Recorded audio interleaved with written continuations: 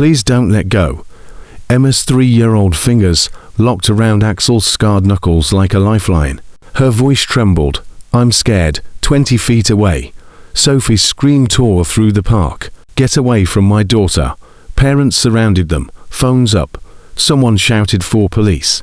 A man grabbed Axel's shoulder. Let her go. You sick. But he helped me find Mama.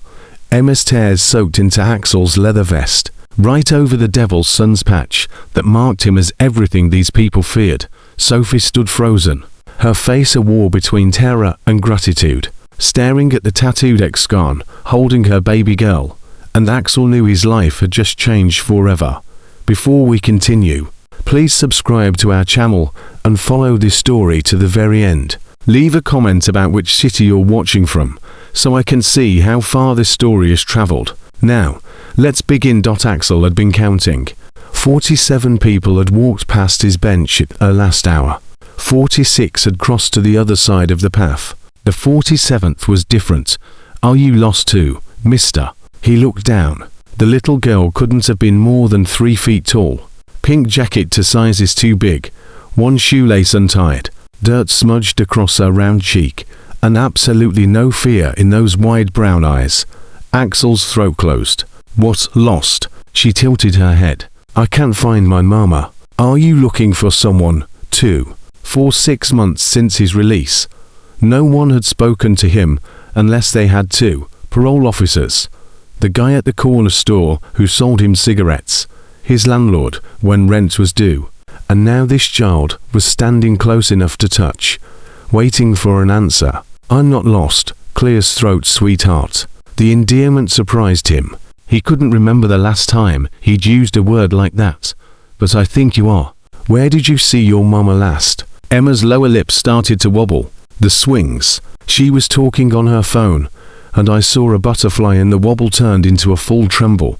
I followed it and now I don't know where she is and my tummy feels funny.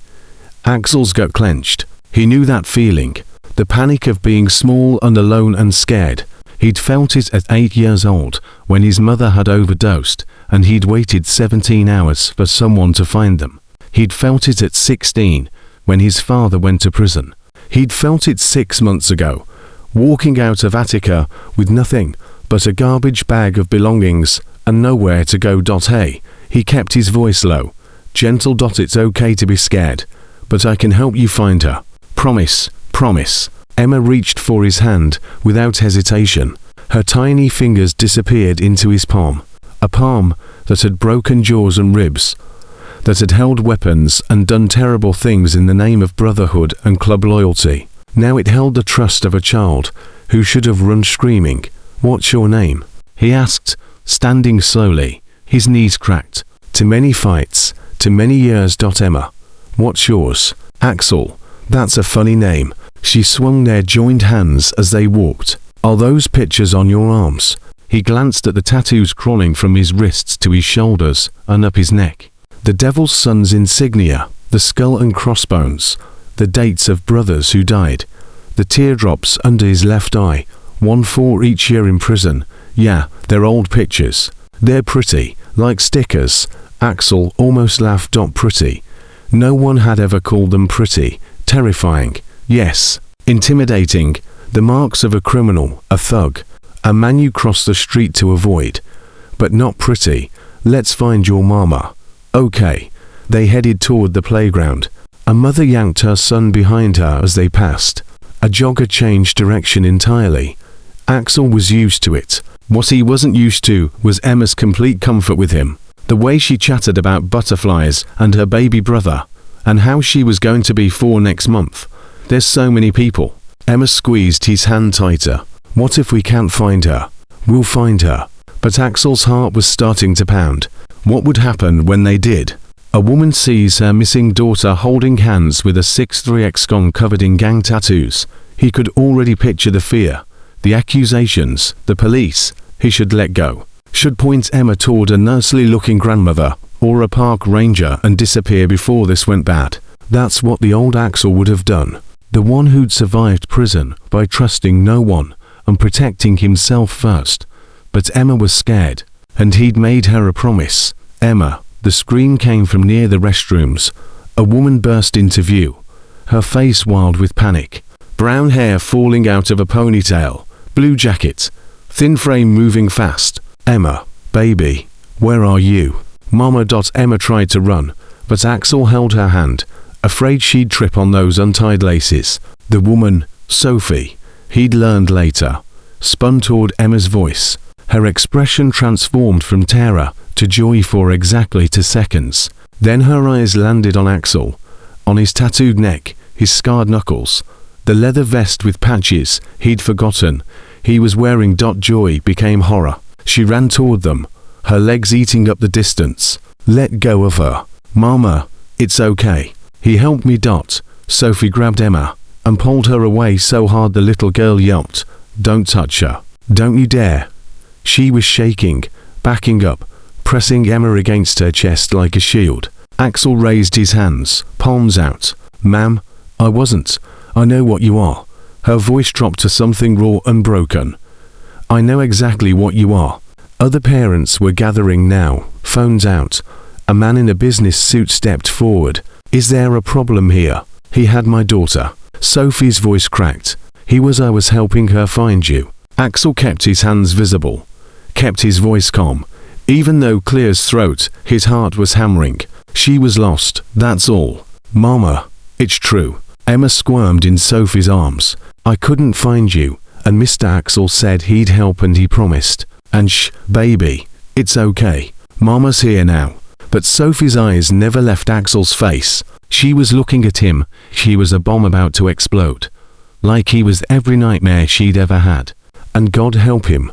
Claire's throat. Axel recognized that look. He'd put it on people's faces before, back when he'd been Ghost, the Devil's Son's enforcer. When he'd collected debts and sent messages and done things he could never take back. "I'm going." Claire's throat. He took a step backward. "I'm sorry I scared you. Mama. Why are you being mean?" "He helped me." Sophie's face crumpled. Tears started streaming down her cheeks as she held Emma tighter. "I know, baby. I know." She looked at Axel, and something shifted in her expression. Still afraid, still wary, but also grateful, confused. "Thank you." The words came out strangled, like they hurt to say. Anyone would have done the same. No. Sophie's voice was barely a whisper. They wouldn't have. Axel saw it then. The worn-out clothes, the circles under her eyes, the way she held Emma, like someone who'd learned that the world could take everything from you in a heartbeat. This was a woman who'd been through hell and come out the other side barely surviving.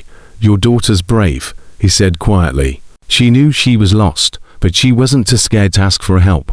That's something special." Sophie's tears fell harder. She nodded, unable to speak. The business suit guy was still hovering. "You sure everything's okay here?" "Yes." Sophie wiped her eyes. "Yes, we're fine." He was helping.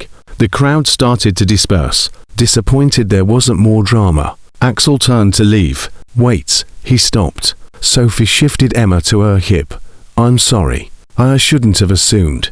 "Yeah, you should have." Axel met her eyes. "A guy who looks like me with your kid. You were right to be scared. Don't apologize for protecting her."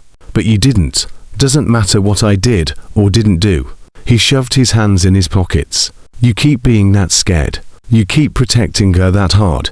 The world needs more mamas like you." Sophie stared at him like he'd just spoken a foreign language. Emma waved. "Bye, Mr. Axel. Thank you for helping me find Mama. Bye, Emma." He walked away before Sophie could say anything else. Before the cops could show up. Before someone recognized him from his old life, and everything went to hell. But as Axel made his way back to his bench, something had changed. For 6 months, he'd been invisible. A ghost haunting the edges of society, neither fully in the world nor fully out of it. And then a 3-year-old had looked at him and seen what? Not a monster, not a criminal, just someone who might help. He sat on the bench for another hour, watching the sun get lower, watching parents collect their kids and head home to warm houses and dinner and bedtime stories. Things he'd never had, things he'd never thought he'd want. Emma's voice echoed in his head. "Are you lost, too, mister?" "Yeah, sweetheart." He was lost, had been for 38 years. The next day, Axel told himself he was going to the park out of habit, nothing more. He'd been coming here every afternoon for 6 months. It was routine. Routine kept you sane.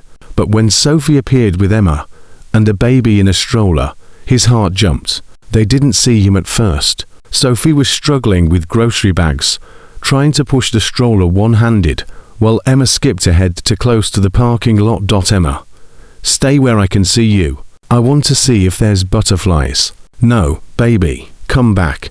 One of the grocery bags split. Cans rolled across the pavement. The baby must be the brother Emma mentioned started crying.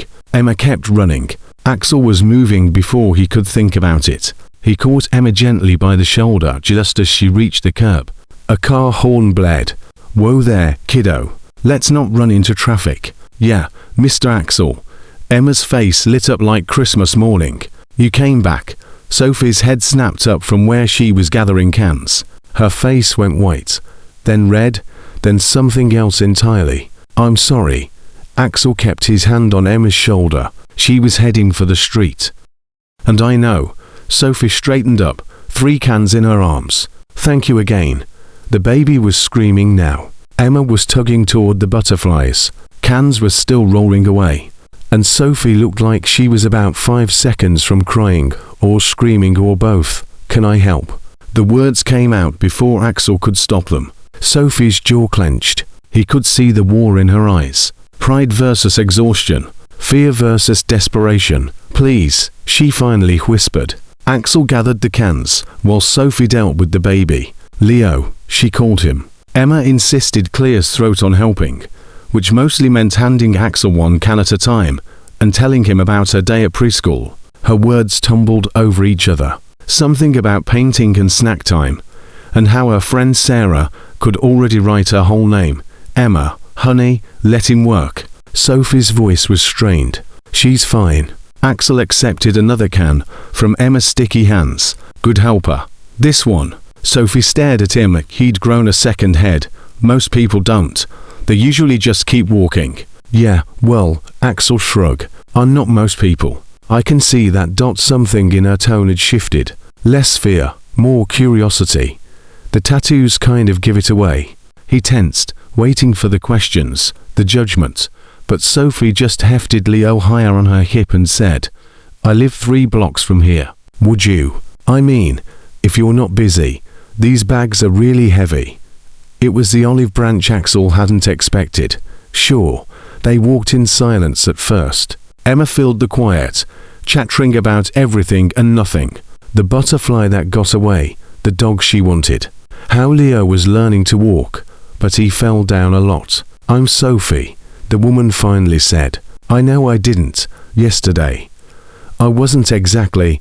You were protecting your kid. Nothing to apologize for. Still, Sophie glanced at him. I judged you by your appearance. That wasn't fair. It was smart. Axel shifted the bags to his other hand. Woman alone with 2 little kids. You should be careful. You should judge, maybe. Sophie's voice went quiet. But Emma was right about you. You have gentle hands. Axel's throat tightened. Your daughter's something else. She is. A smile flickered across Sophie's face. To trusting sometimes. It scares me. The world needs people like her. People who see the good first. And what about you? The question came out soft. What do you see when you look at the world? Axel thought about prison, about the club, about all the violence and betrayal and blood. Mostly I see what I deserve. Sophie stopped walking, looked at him full on. And what's that? Not this. He gestured at Emma. At Leo. At Sophie herself. Not people who give second chances. Everyone deserves a second chance. Not everyone. Maybe not. Sophie started walking again. But maybe you do. They reached her apartment building. A rundown complex with peeling paint and a broken front gate. Sophie fumbled for her keys, while Axel held the bags and Emma danced circles around them. Can Mr. Axel come up, Mama? Please. He can meet my stuffed animals. Baby. I'm sure he has things too I don't. The words came out too fast. I mean, if it's okay, I could help you get these upstairs. Sophie studied him. really looked at him, and Axel felt exposed in a way he hadn't since he was a kid. Like she could see through the tattoos and the scars to all the broken pieces underneath. "Okay," she said finally. But just to the door, the walk up to the 3rd floor felt longer than any prison walk Axel had ever done. Emma held his hand the whole way, telling him about each neighbor they passed. Mrs. Jen, who gave her cookies, Mr. Rodriguez, who had a mean cat, the college kids in 3B, who played music too loud. Sophie's apartment was small, clean, but worn. Toys scattered across the floor, a stack of bills on the kitchen counter, the kind of place that said someone was working their ass off just to keep a roof overhead. Axel set the bags on the counter, stepped back, gave Sophie space. "Thank you." She started unpacking, not quite looking at him for everything yesterday, and today. "No problem. Mr. Axel has to go now." "Emma." "But Mama, it's okay, kiddo." Axel crouched down to Emma's level. "I'll see you around." "Yeah, at the park." "At the park." Emma threw her arms around his neck. The hug lasted maybe 2 seconds, but it felt like being hit with a wrecking ball. When was the last time someone had hugged him? Not since his mother died. Not in all the years since. "Bye, Mr. Axel." Sophie walked him to the door. She's not usually that. She doesn't normally warm up to people that fast. She's got good instincts, does she? Sophie's voice dropped. "Because my instincts are screaming that I shouldn't trust you, that I shouldn't let you anywhere near my kids. That men who look like you, who have the kind of past you clearly have." She trailed off. "But then you help us twice now." And Emma Clear's throat lights up around you. "And I don't know what to think." Axel met her eyes. "Think whatever keeps you and your kids safe. That's all that matters. What if what keeps us safe is people like you? People who help when no one else does? Then you're looking for safety in the wrong place." Sophie's hand was on the doorknob. "Maybe. Or maybe I'm finally looking in the right place and I'm too scared to admit it." The door closed between them.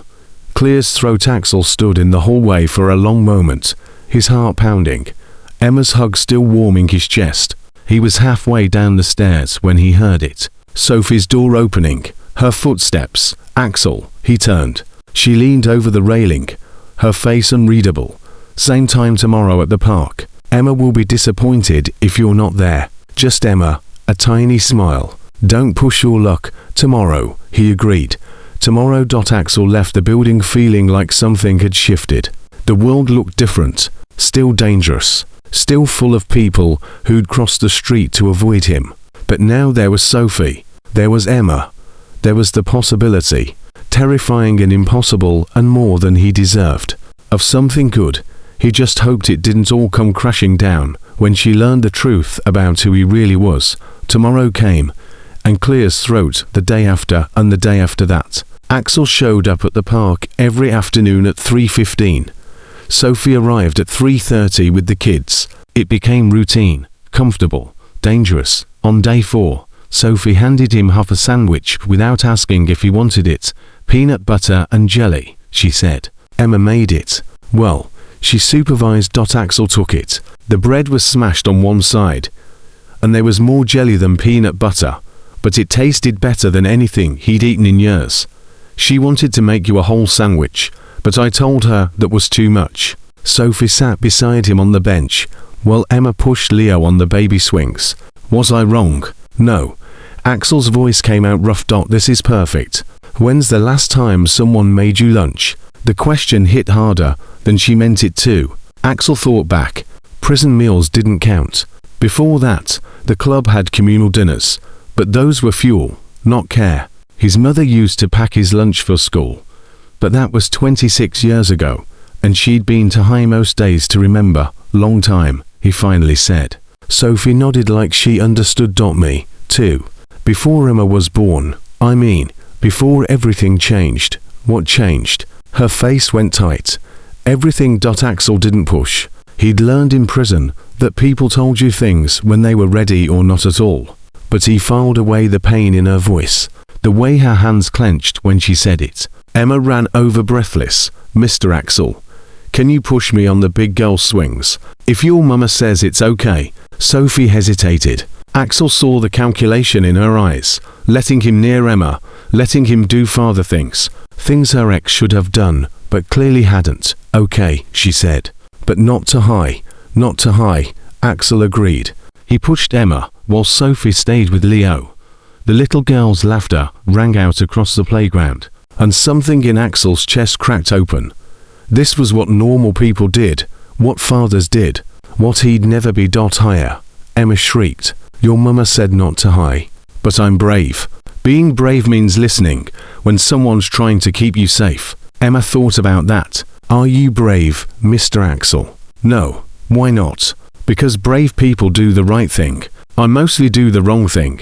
But you helped me. That was right. Axel's throat closed. Yeah, that was right. After the swings, they walked to Sophie's apartment. It had become part of the routine, too. Axel carrying groceries or just walking beside them while Emma chattered and Leo dozed in his stroller. You never talk about yourself, Sophie said as they climbed the stairs. Not much to tell. I don't believe that. Everyone has a story. Mine's not very good. Neither is mine. Sophie stopped at her door. Key in hand. My ex-husband used to. She cut herself off, shook her head. Never mind. Used to what? Hurt me. The words came out flat.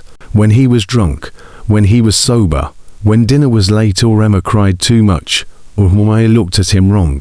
She unlocked the door but didn't open it. He rode with a motorcycle club. Devil's Riders out of New Jersey. You know them. Axel's blood went cold. He knew them. Had fought them twice over territory disputes. They were rivals to the Devil's Sons. I know of them, he said carefully. Then you know what kind of men they are. Sophie looked at him. Clear's throat. That's why I was so scared. When I saw your patches, I thought. She swallowed hard. I thought you were one of them. Come to take Emma and Leo back to Marcus. Marcus, my ex. Sophie's voice hardened. He's in jail now. 18 months for breaking my jaw, but he gets out in 3 months, and I know he'll come looking. He always said I couldn't leave, that he owned us. Axel's hands clenched. He doesn't own you. Tell him that. I will if I have to. Sophie's eyes widened. You can't. I didn't tell you this so I know. Axel forced himself to breathe. I just meant you're not alone, that's all, aren't I? Sophie's laugh was bitter. My family won't talk to me. They said I made my bed when I married Marcus. My friends disappeared after the first time he hit me because I was too embarrassing to be around. So yeah, I'm alone. Me and 2 babies against the world. Not anymore. The words hung between them. Sophie stared at him and Axel Clear's throat saw the moment. She decided to believe him or wanted to, or was too tired not to. Come inside, she said. I'll make coffee. Sophie's kitchen was small, but she moved through it with efficiency born of practice. Ax sat at the tiny table while Emma showed him her coloring books, and Leo banged blocks on the floor. This is my family, Emma announced, pointing to stick figures. That's Mama, and that's Leo, and that's me. Good drawing, and that's you. She pointed to a 4th figure, much bigger than the others, covered in scribbles she'd labeled tattoos in wobbly letters. Axel's vision blurred. Emma, don't you like it? I love it. Good. Emma went back to coloring. You can live with us if you want. We have a couch. Emma. Sophie's face flushed. We talked about this. You can't just invite people to live with us. Why not? We have room and Mr. Axel doesn't have anybody. How do you know that? Sophie asked. Because he's always alone, and he's sad like Mama used to be sad all the time before we moved here. Sophie sat down the coffee pot, looked at Axel. She's not wrong, is she? About which part? Any of it? Axel picked up a block Leo had dropped. I have an apartment. That's not what I asked then. No, she's not wrong. Sophie poured coffee, handed him a mug, sat down across from him. Clear's throat. Who are you? Axel. Really? Nobody. People who are a nobody don't have teardrops tattooed under their eyes. Her voice was gentle but firm. Those mean prison. How long? Axel's jaw clenched. Here it was. The moment it all fell apart. 3 years. What for? Assault. Sophie didn't flinch. Who you assault? Guy in a bar. He said something about my mother. I beat him so bad he was in the hospital for 2 weeks. Axel met her eyes. I'm not a good man, Sophie. You should know that. Were you in a club? Like Marcus? Yeah. Still. No. The lie tasted like acid. He was out. But the club didn't let you leave. Not really. I walked away. That why you're alone? Part of it. Sophie sipped her coffee. When Marcus went to jail, everyone told me I was stupid for pressing charges. That I should have just left town and kept my mouth shut. But I wanted him to pay. I wanted him to know he couldn't just hurt people without consequences. She looked at Axel over the rim of her mug. You paid your consequences. You did your time. Maybe clear his throat, that's enough. It's not. Why not? Because I liked it. The admission came out raw. Hurting that guy. I liked it. That's what scares me. Not the prison time. The fact that I enjoyed the violence. Emma was singing to herself. Oblivious. Leo was falling asleep on the floor, and Sophie was looking at Axel like she could see straight into his soul. You didn't like helping Emma find me. That's different, is it? You made a choice both times. One to hurt, one to help. Maybe clear his throat, you're not as bad as you think. Or maybe I'm worse. Maybe.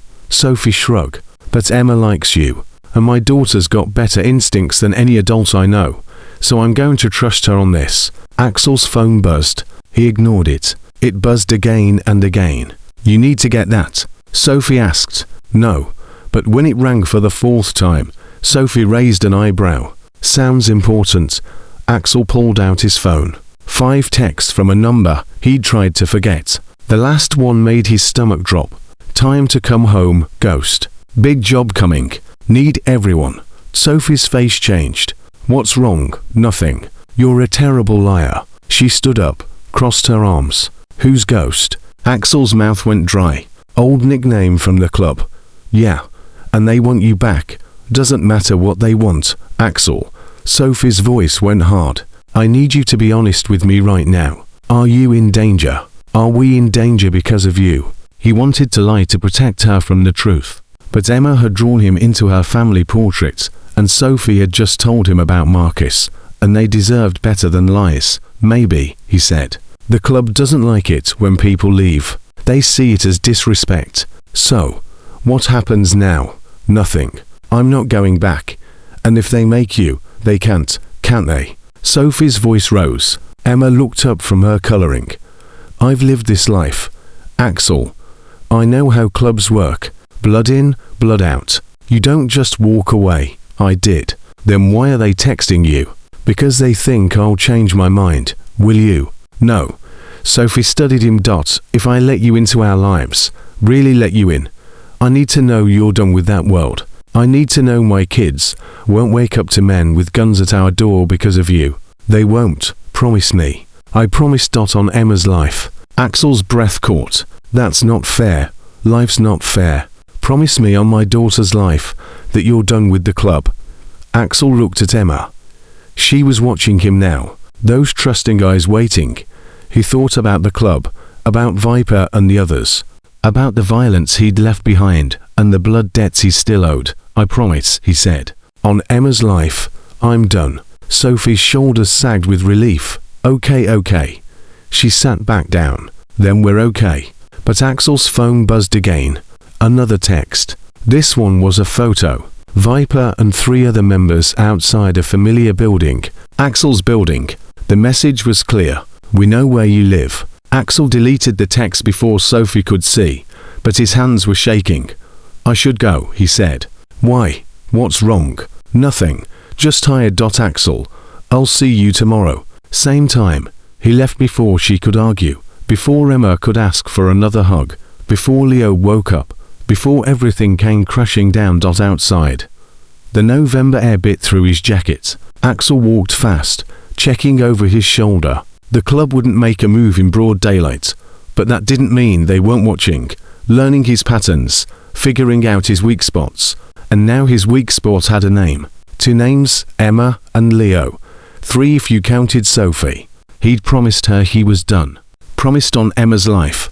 But the club had never accepted a resignation before, and they wouldn't start with him. Axel pulled out his phone, stared at Viper's number. He could call. could explain, could beg for release from his vows.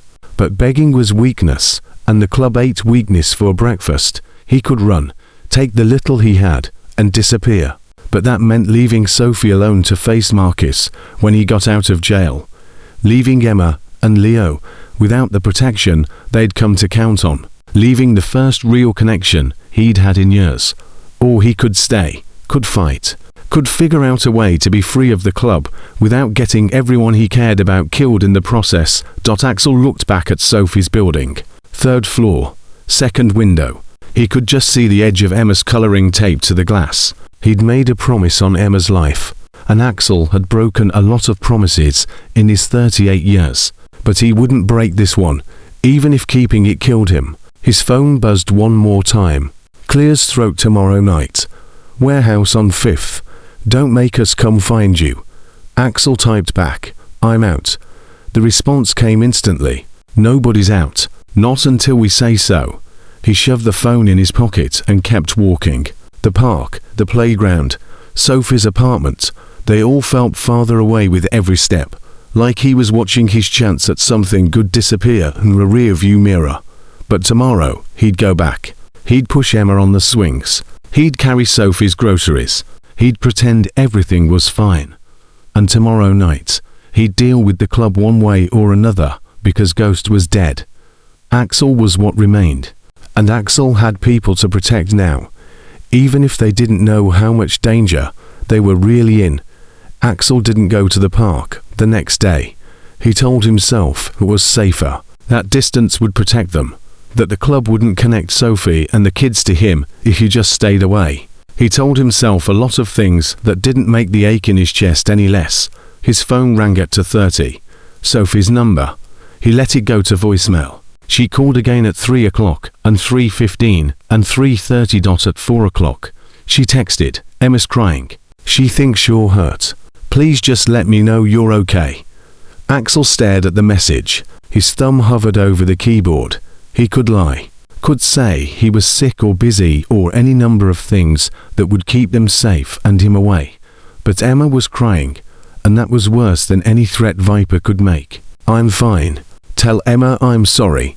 The response came instantly. Tell her yourself. We're at the park until 5. Axel looked at his watch. 4:03. He had 6 hours until he had to be at the warehouse. 6 hours to figure out how to tell Viper to go to hell without getting everyone killed. 6 hours to say goodbye to the only good thing in his life. He went to the park. Emma saw him first. She was sitting on the bench next to Sophie, her face blotchy from crying. When she spotted Axel, she ran so fast, she nearly tripped over her own feet. Mister Axel, you came.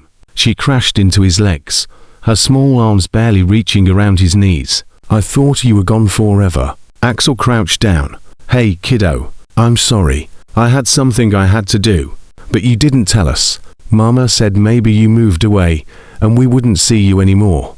And I got really scared. I wouldn't leave without saying goodbye.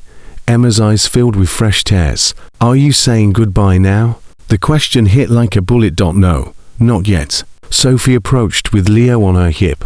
Her face was unreadable. We need to talk. I know, not here. Emma, baby, can you play with Leo for a few minutes? Stay where I can see you. But I want to stay with Mr. Axel. I know, but Mama needs to talk to him alone, just for a little bit. Emma's lower lip trembled, but she nodded. She took Leo's hand and led him toward the sandbox, looking back every few steps, like Axel might disappear. Sophie waited until they were out of earshot. What's going on? Nothing. Don't lie to me. You promised you'd be honest. I'm handling it. Handling what? The club. Axel's jaw clenched. It's not your problem. It became my problem when Emma drew you into our family. When she started sleeping better at night. Because she knows you'll be here tomorrow. When I started, Sophie cut herself off. Just tell me what's happening. They want me to do a job tonight. I said no. And they're not taking no for an answer. Sophie's face went pale. What kind of job? The kind that puts me back in prison if I'm lucky. And if you're not lucky, then I don't have to worry about prison. Jesus, Axel. Sophie's voice cracked. What are you going to do? I'm going to tell them I'm done for real this time. And you think they'll just let you walk away? No, but I'm doing it anyway. Sophie grabbed his arm. You can't. If they kill you, they won't. You don't know that. I know. I made you a promise on Emma's life. I'm keeping it. Sophie's eyes filled. I don't want you to die keeping a promise to me. Then what do you want? I want. Her voice broke. I want you to stay. I want you to be safe. I want Emma to stop asking when you're coming over and Leo to stop looking for you every time we go to the park. I want to stop waking up at 3 a.m. wondering if you're okay. I want Sophie. I know it's too much. I know we barely know each other, and I have no right to ask for anything from you, but I want that, too. She stopped, stared at him. What? Everything you just said. I want all of it. More than I've ever wanted anything. Axel's throat was so tight he could barely speak. But wanting it doesn't make it possible. Why not? Because men like me don't get happy endings. Says who? Says everyone who's ever known me. Says the judge who sentenced me. Says my parole officer. Says every person who crosses the street when they see me coming. I don't cross the street. Sophie, move closer. I walk right up to you every single day. You shouldn't. Too late. Axel's phone buzzed. Another text from Viper. 8 o'clock. Don't be late. Sophie saw his face change. That them? Yeah. What time? 8. She checked her watch. That gives us 3 hours. Us. You think I'm letting you walk into that alone? Sophie, no. I'm not asking permission. You helped me when I needed it.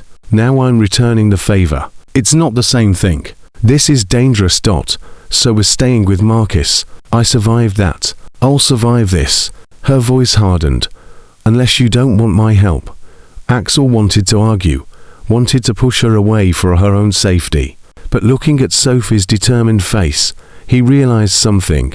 She needed to fight, needed to be strong, needed to prove to herself that she wasn't the scared woman who'd let Marcus break her jaw without fighting back. Okay, he said. But the kids, my neighbor, Mrs. Chen, she watches them sometimes. They'll be safe with her.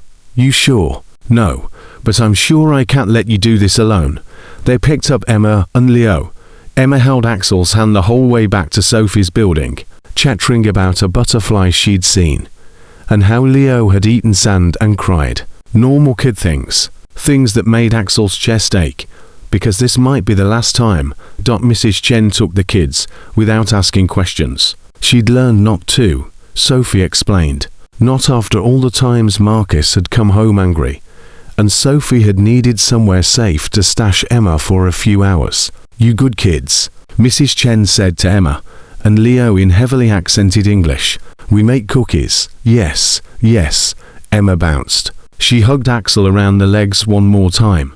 He'll come get me later, right, right, promise. Axel's heart cracked. Promise, kiddo. Sophie's apartment felt different, empty, quieter, more dangerous somehow. She pulled out her phone, hands shaking slightly. What are you doing? Axel asked. Calling my sister. She needs to know where Emma and Leo are in case. She swallowed hard. In case something happens. Nothing's going to happen. You don't know that. Sophie's finger hovered over the screen. My sister hasn't spoken to me in 2 years. Not since I testified against Marcus. She said I was tearing the family apart. She's wrong. Maybe. But she's still Emma's aunt. She deserves to know where they are. Sophie made the call. It rang 4 times before a woman's voice answered. Sophie. Hi, Rachel. What do you want? Sophie flinched. I need you to know that Emma and Leo are with Mrs. Chen at my building.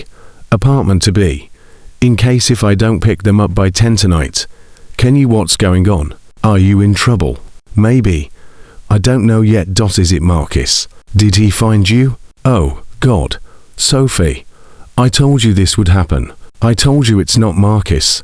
Then what? Sophie looked at Axel. It's complicated. Everything with you is complicated. You always make terrible choices. You know that. First, Marcus. Now, whatever this is, Rachel, please. I know you're mad at me. I know you think I ruined everything. But if something happens tonight, Emma and Leo need you. They need family. The line went quiet. Then nothing's going to happen. But if it does, Sophie, I'm serious. Nothing's going to happen, because I'm not letting you do whatever stupid thing you're planning. Where are you? I can't tell you that. Why not? Because if Marcus ever asks, I need you to honestly say you don't know. Sophie hung up. Her hands were shaking. That went well. She cares about you. She has a funny way of showing it. Sophie wiped her eyes. What's the plan? There is no plan. I go to the warehouse. I tell them I'm out. I leave. And if they don't let you leave, then you call 911. That's not a plan. That's suicide. You have a better idea. Sophie paced the small kitchen. What if we get there early? Scope it out. Find another exit in case you need to run. That could work. Or what if I go in with you as I don't know, your girlfriend or something? Would they hurt you in front of a civilian? Absolutely they would. And then they'd hurt you. Okay. So, not that. Sophie kept pacing. There has to be something. Some leverage we have. We don't have leverage. They have all the power. No. Sophie stopped. Turned to face him. You have power. You know things about them, right? About their operations. Yeah. But so tell them you've written it all down. That if anything happens to you, everything goes to the police. Axel shook his head. That only works if I actually did it. And ID in single quotes D. Then do it now. We have 2 hours. Sophie, just do it. Write down everything you know. Names, dates, locations, everything. Then we scan it and email it to my sister, with instructions to forward it to the police if she doesn't hear from us by midnight. It was a long shot. The club might not care, might call his bluff, might kill him anyway, but it was something more than he'd had 10 minutes ago. Okay. Clears throat, he said. Get me some paper. They worked fast. Axel writing, Sophie asking questions. Where did they store their weapons? Who were their suppliers? What jobs had he done? Who was involved? Every detail felt like a betrayal of vows he'd taken, bonds he'd sworn to honor. But Emma's face kept appearing in his mind, her innocent trust, her tears when he hadn't shown up at the park. He'd promised her on her life, and that promise mattered more than anything he'd sworn to the club. At 6:30, Sophie's phone rang, a known number. She answered. Hello. Axel watched her face drain of color. Who is this? Her voice went high and thin. How did you get this number? She looked at Axel, her eyes wide with terror. It's Marcus. Axel grabbed the phone. Don't call here again. Who the hell is this? Marcus' voice was rough, dangerous. You got my woman. You got my kids. She's not your woman. They're not your kids. Not anymore. I know who you are. Ghost Morrison. Devil's Sons. What? Viper sent you to keep tabs on my family. Axel's blood went cold. I'm not with the club anymore. Sure you're not. That's why you're playing house with my wife. Ex-wife. Not according to God. Marcus' voice dropped to something dark. I'm coming for them tonight. You tell Sophie that. Tell her she can run. But she never run far enough. Those kids are mine. She's mine. And nobody takes what's mine. The line went dead. Sophie sank into a chair. He knows. Oh, God. He knows where we are. When does he get out? 3 months. Not until February. Then how early release? Good behavior or overcrowding or Jesus? It doesn't matter how. He's out. He's coming. Axel's mind raced. Marcus was out. The club wanted him at the warehouse in 90 minutes. And Emma and Leo were 2 floors down with an elderly woman who couldn't protect them from a determined ex-husband with a grudge. We need to move the kids, he said. We're your sisters. Marcus knows where she lives. He'd check there first. Hotel with what money? I have maybe $200 to my name. Axel pulled out his wallet. $437. His entire savings. That buys us a few nights. And then what? We can't run forever. No, but we can run long enough. Sophie's phone rang again. This time it was a text, a photo. Marcus standing outside their apartment building. The timestamp showed it was taken 10 minutes ago. He's here. Sophie's voice was barely a whisper. Oh God. He's already here. Axel moved to the window. The street was busy with evening traffic. But he couldn't see Marcus. Didn't mean he wasn't there. Didn't mean he wasn't watching right now. We get the kids. We leave right now. Where do we go? I don't know yet. But anywhere is better than here. They ran down the hall to Mrs. Chen's apartment. Axel pounded on the door. No answer. Mrs. Chen. Sophie's voice cracked with panic. It's me. Open up. Still nothing. Axel tried the knob. Locked. Do you have a key? No. I wait. Yes. She gave me a spare in case of emergencies. Sophie fumbled with her keychain.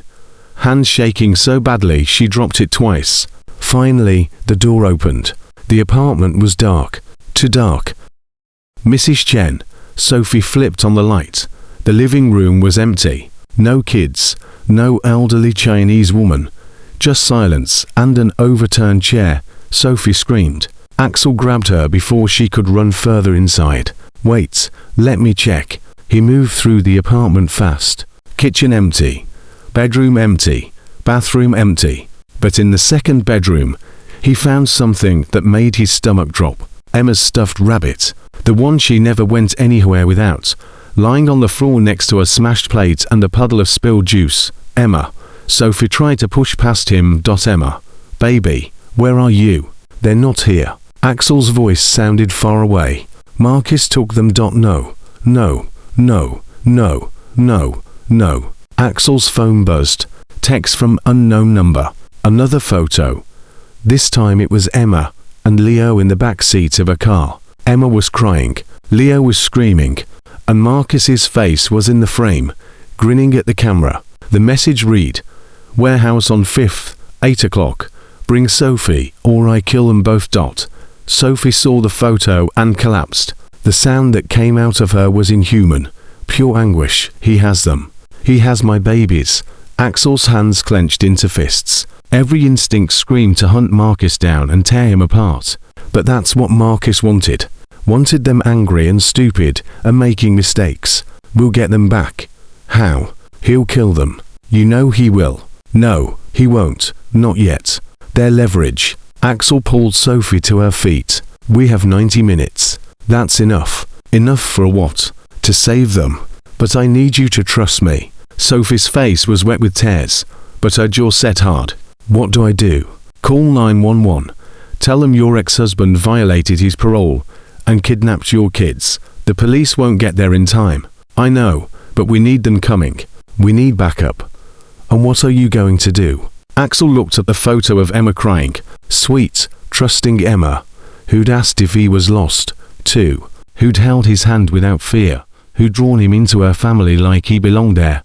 I'm going to keep my promise, he said. On her life. I'm going to bring them home. Sophie was on the phone with 911 when Axel's phone rang. Viper. He answered. Change of plans. Ghost. Viper's voice was cold. Your boy Marcus called us. Said he had something we wanted. Turns out he's got your new family. Axel's blood turned to ice. This has nothing to do with the club. Everything you do has to do with the club. That's what brotherhood means. Viper laughed. Marcus wants his wife back. We want you back. Sounds like we can all help each other. Where are the kids? Safe for now. Get to the warehouse by 8 alone. We'll talk terms. I'm bringing Sophie. No civilians. Then you don't get me. Sophie comes or I disappear and you never find me. The line went quiet. Then fine. But if she opens her mouth, Marcus gets her and those kids become orphans. Understood. Understood. Viper hung up. Sophie grabbed Axel's arm. What did he say? The club has them. They're working with Marcus. Oh God. Sighs and gasps. Sophie's knees buckled. This is my fault. I brought you into this. I put Emma and Leo in danger because I was selfish. And stop. Axel gripped her shoulders. Listen to me. Your ex is a psychopath. The club are criminals. None of this is on you. But if you hadn't trusted me, Emma would still be lost in that park. Maybe Marcus would have found her first. Maybe something worse. You didn't cause this. His voice softened. You saved me. Sophie. Let me save them. Sophie wiped her eyes. What's the plan? We go in. We get the kids. We get out. That's not a plan. It's the only one we've got. They arrived at the warehouse at 7:45. The building was abandoned, windows broken, walls covered in graffiti. 3 motorcycles were parked outside. Marcus's car sat beside them. "Stay behind me," Axel said. "No matter what happens." "Axel, promise me." Sophie's jaw clenched. "I promise." They walked in together. The warehouse was dark except for a single light in the center. Under it stood Viper, 2 other club members, and Marcus. Emma and Leo sat on the concrete floor between them. Emma was crying silently. Leo was asleep in her lap, his face red and swollen from screaming. "Mama!" Emma tried to run, but Marcus grabbed her arm hard enough to make her yelp. Sophie lunged forward. Axel caught her. "Not yet," he whispered. Marcus grinned. "There she is, my beautiful wife. You miss me, baby. Let my children go. Our children. And no, not until we have a talk about respect." Marcus's eyes were wild.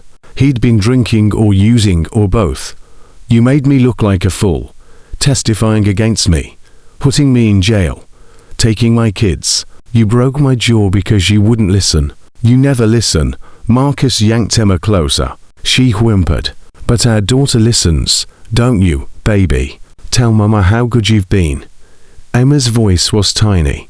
"Please don't hurt us." Axel's vision went red. Every muscle in his body screamed to tear Marcus apart. But there were 4 of them, and 2 hostages, and Sophie to protect. He forced himself to breathe. "Viper," he said. "Let's talk terms. Simple terms." Viper stepped forward. "You do the job tonight. You come back to the club. Marcus gets his family. Everyone goes home happy, except Sophie and those kids. Not my problem. It is now because if Marcus touches them, I'll kill him, and then I'll kill you and everyone in this warehouse." Viper laughed. "Big talk for a guy who's outnumbered. I did 3 years in Attica. You know what they called me in there? The ghost, because I could move through that place like smoke. Inmates, guards, nobody saw me coming." Axel's voice dropped. "I put 4 men in the infirmary. 2 of them never walked right again." Clears throat. "So, yeah, I'm outnumbered. But you should ask yourself if that matters." The other club members shifted uncomfortably. They'd heard the stories. They knew what Ghost had been capable of. Viper's smile faded. "You threatening me? I'm telling you facts. Marcus dies tonight. The only question is whether the rest of you die with him. You'd kill brothers. You stopped being my brothers when you used children as leverage. Marcus pulled out a knife, held it to Emma's throat. "How about I kill this one right now? Would that change your calculations?" Sophie screamed. Axel's heart stopped. Emma's eyes went huge with terror. "Don't," Axel raised his hands. "Please, I'll do whatever you want. Just don't hurt her." "That's better."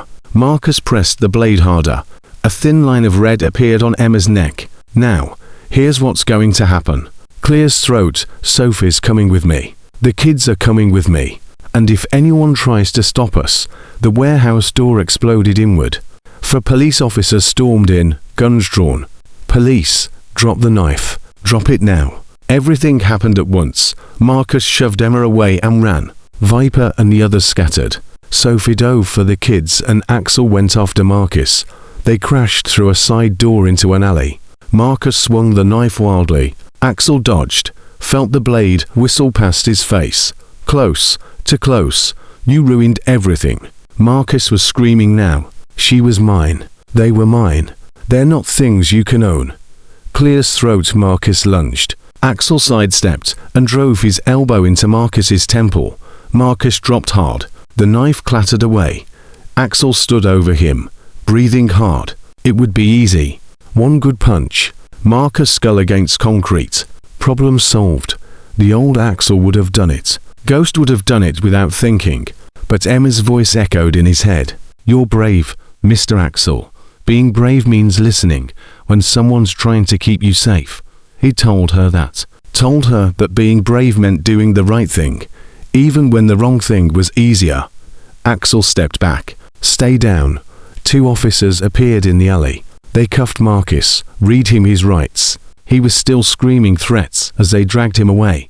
Back in the warehouse, Sophie had Emma and Leo wrapped in her arms. Both kids were crying. Emma's neck had a small cut, but it wasn't deep. Leo had a bruise on his arm. But they were alive, Mama. Emma sobbed. I was so scared. He said he was taking us away forever, and I'd never see you again. And baby, it's okay. Mama's here. You're safe. An officer approached. Ma'am, we need to take statements. Can it wait? My children need it's fine, Axel said quietly. Take them home. I'll handle this. Sophie looked at him. You're not coming. I can't. Viper got away. So did the others. They'll be looking for me. So come with us. We'll keep you safe, Sophie. I'm a felon on parole who just brawled in front of cops. I'm going back to prison. Maybe Claire's throat not tonight, but soon. No. Emma pulled away from Sophie. She ran to Axel, wrapped her arms around his legs. You can't go. You promised. I know, kiddo. You promised on my life. You said you wouldn't leave. Axel's throat closed. He crouched down eye level with Emma. Sometimes keeping promises means doing hard things. Things that hurt. But I'm keeping my promise. You're safe. That's all that matters. But what about you? I'll be okay. Liar. Emma's face crumpled. You're not okay. You're sad all the time, and you sit alone and you think nobody wants you. But I want you. I want you to stay. Emma. I love you.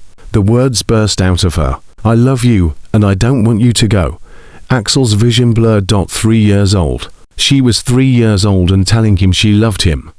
Claire's throat him. Ghost, the enforcer, the con, the man who'd hurt people for money and loyalty. And because he was good at it, I love you, too. He Claire's throat whispered so much. He hugged her tight, felt her little heart pounding against his chest, breathed in her kid's smell, strawberry shampoo, and juice boxes and innocence. Things he didn't deserve, but had been given anyway. When he let go, Sophie was crying. You can't do this. I have to. Why? Because I made you a promise, too, that I'd keep your family safe. Marcus is in custody.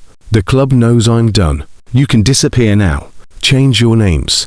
Move somewhere they'll never find you. Axel stood. But only if I'm not with you. Only if they have no reason to keep looking. That's not fair. Life's not fair. You taught me that. An officer called Axel over. Started asking questions. What was his relationship to Marcus, to Viper? What was his role in tonight's events? Axel answered carefully. He'd learned in prison that the truth was better than lies. Harder to disprove. An hour later, they let him go. No charges filed yet, but he was told not to leave town. His parole officer had been notified. He'd probably be back in prison by the end of the week, outside. Sophie was waiting in her car with both kids asleep in the back. She rolled down the window. Get in, Sophie. I said get in. Axel looked at Emma through the window. Her face was peaceful now, tear-stained, but peaceful. He climbed into the passenger seat. Sophie drove in silence for 10 minutes. Finally, she said, my sister called. She got the email, the one with all the club information. You should delete it. I'm not going to delete it. If they find out, they won't, because you're going to disappear tonight, right now. Sophie's hands tightened on the wheel. My sister lives in Vermont, small town, middle of nowhere. She said we can stay with her. All of us. Sophie, I can't. Yes, you can. You can because Emma needs you. Leo needs you. I need you. Her voice cracked. Please don't make me do this alone.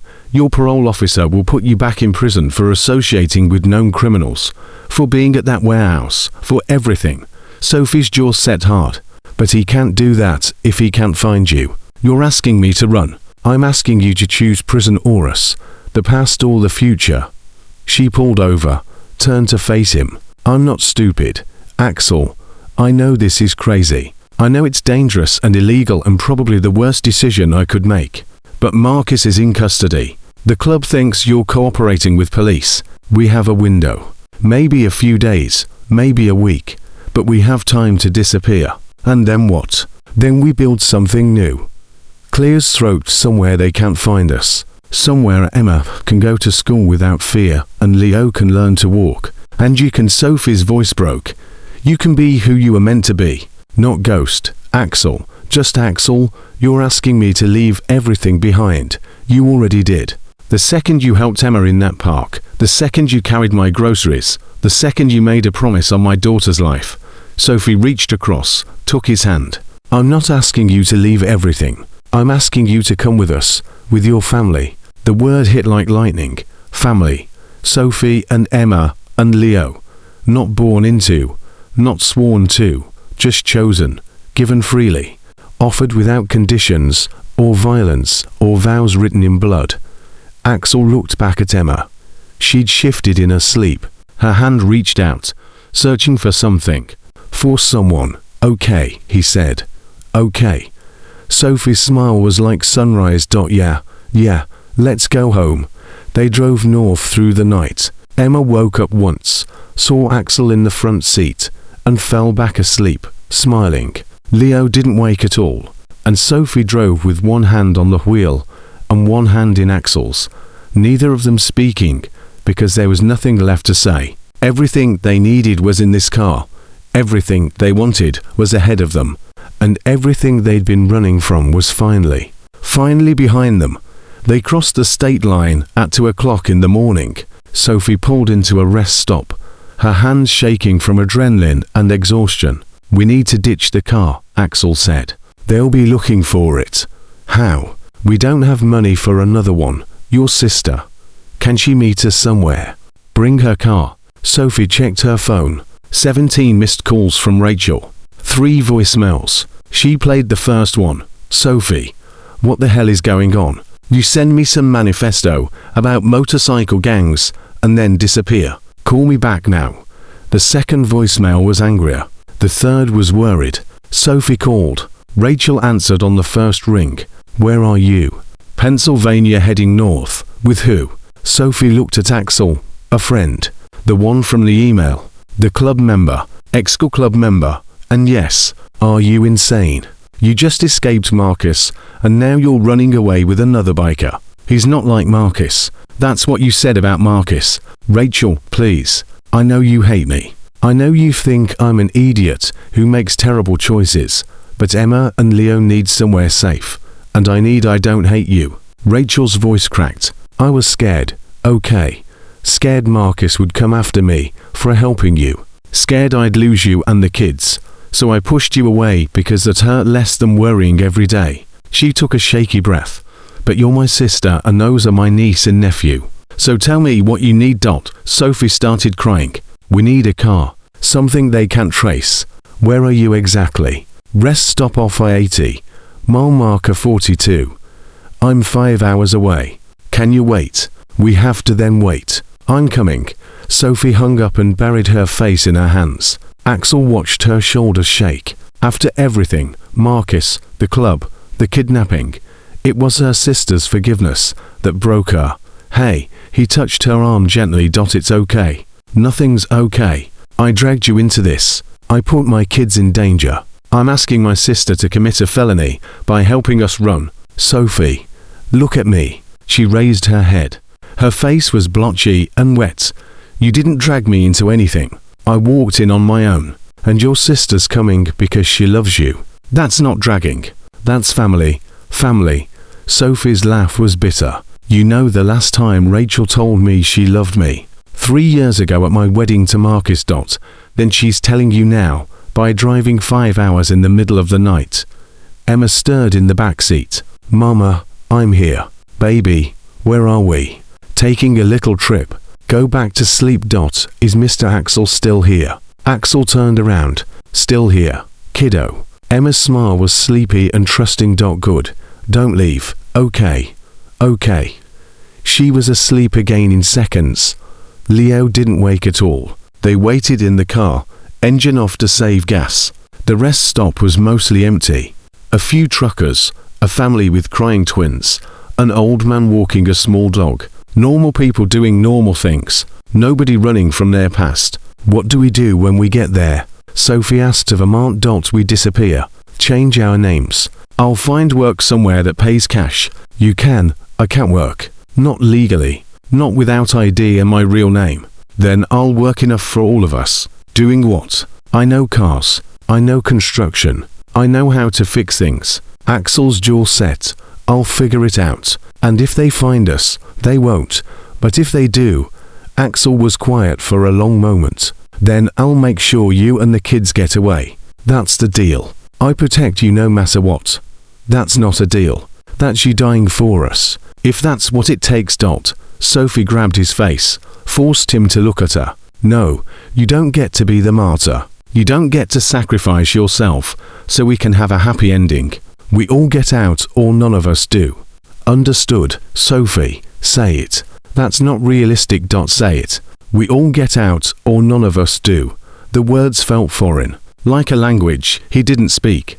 But if it comes down to it, won't because we're smarter than them. We're faster, and we have something they don't. What's that? Something to lose. Sophie's eyes were fierce. They're fighting for pride and territory. We're fighting for family. That makes us more dangerous. Rachel arrived at 7:15. She pulled up in a 10-year-old Honda Civic, looking exhausted and furious and scared. Sophie got out of the car. The sisters stared at each other across the parking lot. You look terrible, Rachel said. You too. I drove all night. I know for you. I know. Rachel's face crumpled. I'm sorry. I'm so sorry I wasn't there when you needed me. Sophie closed a distance between them. They held each other and cried while Axel got the kids out of the car. Emma woke up confused. Leo started fussing and Rachel looked at Axel like she was seeing a ghost. You're him. The one from the club, X-Club. That's supposed to make me feel better. No. Clears throat, but it's the truth. Rachel studied him. My sister trusts you. Her kids trust you. I don't trust easy, but I'm trying. She handed him her car keys. Hurt them, and I'll kill you myself. Fair enough. They transferred everything to Rachel's car. 3 garbage bags of clothes, Anna's stuffed rabbit, Leo's bottles, everything they owned in the world, fit in one trunk. What about you? Sophie asked. How do you get home? I'll take your car. Dump it somewhere. Make it look like you went west instead of north. Rachel pulled out a stack of bills. This is everything I could get from the ATM. $1,800. It's not much, but it's perfect. Sophie hugged her again. Thank you. Thank me by staying alive. Rachel looked at Emma and Leo. Take care of my babies. They're my babies. They're our babies. Family, remember. The drive to Vermont took another 6 hours. They stopped once for gas and food. Axel kept checking the mirrors, watching Four Tails. Every motorcycle made his pulse spike. Every cop car made his hands sweat. You think they're following us? Sophie asked. Don't know, but I'm not taking chances. Emma wanted McDonald's. Leo threw up in his car seat. Normal kid chaos that felt surreal considering what they were running from. Sophie cleaned Leo, while Axel took Emma to the bathroom. Mr. Axel. Emma held his hand, while she washed her hands. Are we in trouble? No, kiddo. Then why are we running away? The question hit hard. She was 3. She understood more than they'd given her credit for. Sometimes grown-ups make mistakes, Axel said carefully, and we have to go somewhere safe to fix them. What mistakes did you make? A lot of them. But the biggest one was hurting people I shouldn't have hurt.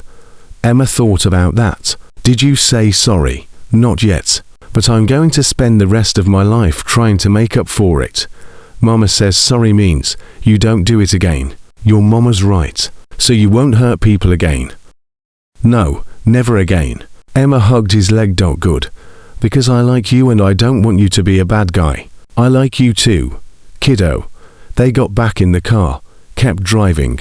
The landscape changed from cities to farms to forests. Vermont was mountains and small towns and places where you could disappear if you needed to. Rachel's house was at the end of a dirt road surrounded by trees, small but well kept. A tire swing hung from an oak tree. The mailbox said Henderson in faded letters. Sophie stared at it. She kept his name after the divorce. Maybe she wanted to, or maybe she couldn't afford to change it. Sophie's voice was tight. God, I don't know anything about her life anymore. They parked. Emma was asleep again. Leo was whimpering, ready for a bottle and a nap. Axel carried the bags while Sophie got the kids. The front door opened. A man stepped out, tall, thin, wearing flannel and work boots. He looked at Axel and his expression went cold. You must be the biker. And you're Dave, Rachel's boyfriend. He didn't offer his hand. She called, said you'd be coming, said I should give you a chance. And will you? Dave's jaw worked. My father was in a club, beat my mother until she lost hearing in one ear. So, no, I don't want to give you a chance, but Rachel asked me to, and I love Rachel, so you get one chance. You screw it up, and you're gone. Clear. Clear. Dave stepped aside. Let them in. The house was warm and smelled like coffee and pine. A wood stove burned in the corner. Photos covered the walls. Rachel and Dave, Rachel and Sophia's kids. Emma and Leo at different ages. Rachel's at work, Dave said. She's a teacher. Won't be home until 4. There's food in the kitchen. Clear's throat bedrooms upstairs. You can stay as long as you need. He paused. But we need ground rules. Name them, Sophie said. No club business. No violence. You see trouble coming. You leave before it gets here. And Dave looked at Emma and Leo. Those kids don't see anything that'll give them nightmares. They've seen enough. Agreed, Axel said. And one more thing. Clear's throat. Dave's voice hardened. You hurt Sophie, or those kids. You won't make it to the road. Understand? I understand. Good. Dave grabbed his coat. I've got work. Be back at 6 o'clock. He left. The house fell quiet. Sophie put the kids down for naps. Axel stood in the living room feeling out of place. This was someone else's home, someone else's life. He was an intruder, a virus that could infect everything good. Stop it, Sophie said from the doorway. Stop what? Whatever you're thinking. That you don't belong here. That you're dangerous. That we'd be better off without you. How do you? Because I thought the same things about myself for 2 years after I left Marcus. That I was broken. That I'd ruined Emma's life by having her with the wrong man. That I deserved everything he did to me. Sophie crossed the room. But you know what? I was wrong. And you're wrong, Sophie. You saved my daughter's life twice. You protected us from Marcus. You gave up everything. Your freedom, your parole, your whole life to keep us safe. So don't stand there and tell me you don't belong. Her voice cracked. You belong because we want you here. Because Emma draws pictures of you. Because Leo reaches for you. Because she stopped. Axel's heart pounded. Because what?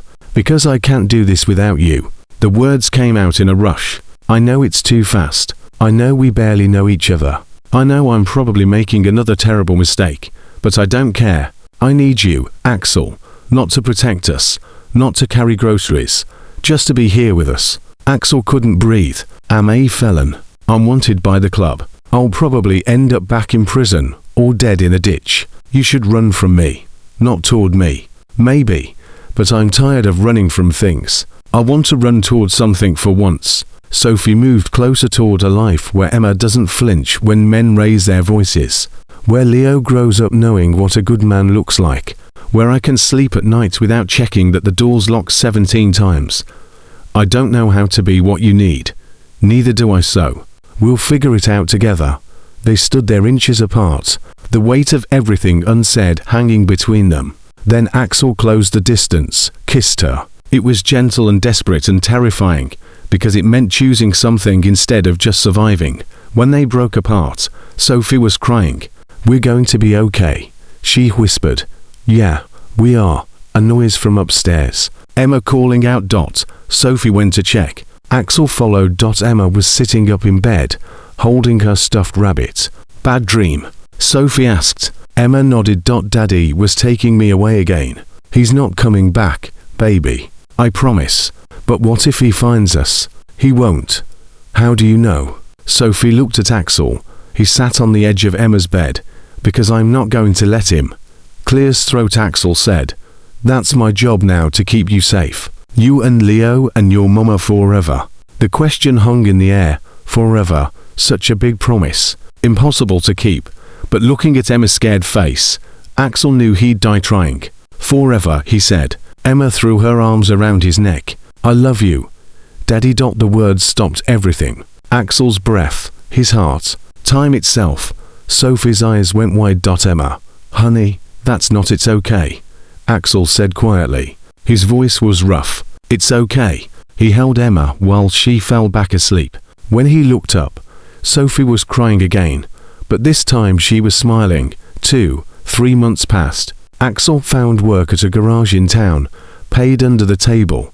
No questions asked. Sophie started doing bookkeeping for local businesses. They lived carefully, checking the news for any sign that the club or Marcus or the police were looking for them. Rachel came every weekend. She and Sophie slowly rebuilt what they'd lost. Dave warmed up to Axel after they rebuilt Rachel's porch together. Emma started preschool. Leo learned to walk. They became a family, piece by piece, day by day. Then one morning, Axel's phone buzzed.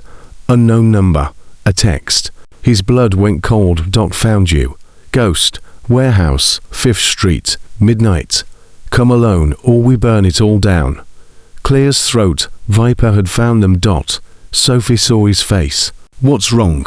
Axel showed her the text. I have to go. No, we run right now. They'll follow. They always follow. Then we fight. Sophie. I'm not losing you. Not after everything. Her jaw set hard. We end this tonight. How? Sophie pulled out her laptop. Remember that email? The one with all the club information. Rachel never deleted it. She's been adding to it. Everything we could find on Viper and the others. Their real names, their crimes, everything. What are you saying? I'm saying we give them a choice. Leave us alone or we send it all to the FBI. They'll kill us, maybe.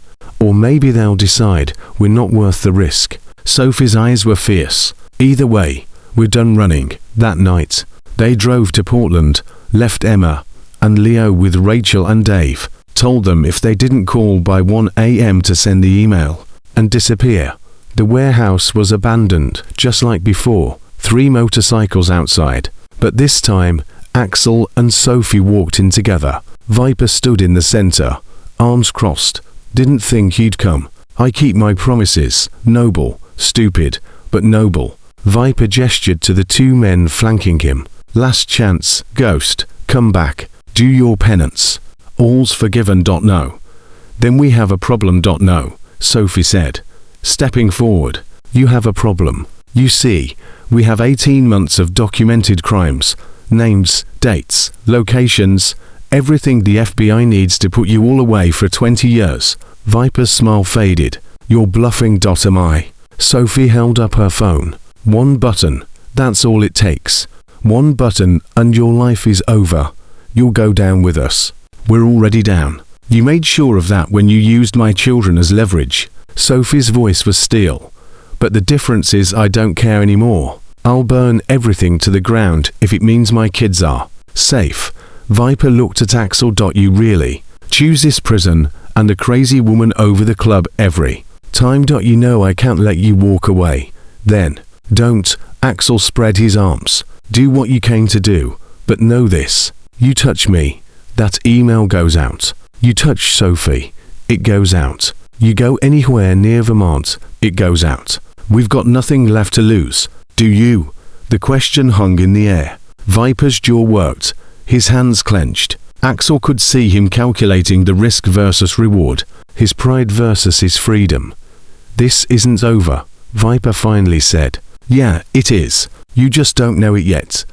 I'll be watching, waiting. One mistake and you won't be watching. Sophie's voice was cold. Because if I see any of you anywhere near my family, I don't press send. I go to the FBI in person. I testify. I give them everything. And then I make sure every rival gang you ever pissed off knows exactly where to find you. Viper's face went red. You threatening me? I'm making you a promise. The same kind you made to Axel. Blood in, blood out. Except our blood is chosen. And we protect our own. The standoff lasted another minute. Then Viper turned and walked out. His men followed. The sound of motorcycles echoed, then faded. Sophie collapsed against Axel. Oh my God. Oh my God. I can't believe that worked. You were amazing. I was terrified. Couldn't tell. They held each other in the empty warehouse. Then Sophie's phone rang. Rachel, are you okay? It's past midnight and we're okay. Don't send the email. We're coming home. Home. Clear's throat, the word felt right. Real possible. They drove back to Vermont through the sunrise. When they got there, Emma was waiting on the porch. She ran to them, her face bright with joy. Daddy, you came back. Axel caught her, swung her up. Always will, kiddo. That's the promise. Forever and ever. Forever and ever. Sophie took Leo from Rachel's arms. Dave nodded at Axel, something like respect in his eyes, and Rachel smiled, finally seeing what Sophie had seen all along. Later, when the kids were asleep and the house was quiet, Axel stood on the porch. Sophie came out wrapped in a blanket. "What are you thinking about?" she asked.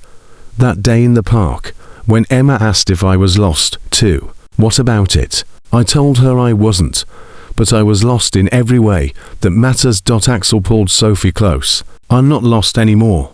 Neither am I." They watched the stars come out over the mountains. Somewhere far away, their old lives were burning.